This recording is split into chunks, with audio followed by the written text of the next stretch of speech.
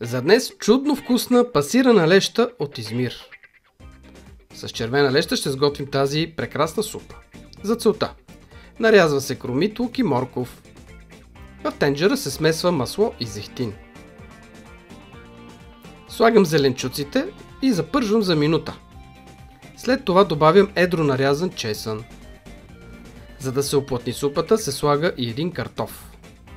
Всичко това се залива с силен телешки бульон, около 300 мл. И така зеленчуците се варят 10 минути.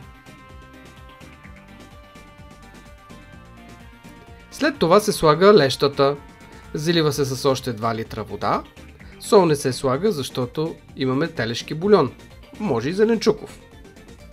Продължавам варенето до омекване на лещата. И след 20 минути тя се пасира.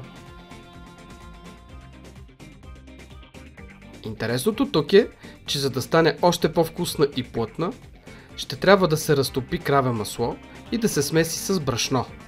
Запържва се за кратко, за да се получи силен вкус и тогава се връща лещата. Вари се за 1-2 минути и се полива с лимонов сок. Аромата идва от ситно нарязан джоджен. След минута лещата е готова по стара турска рецепта от Измир.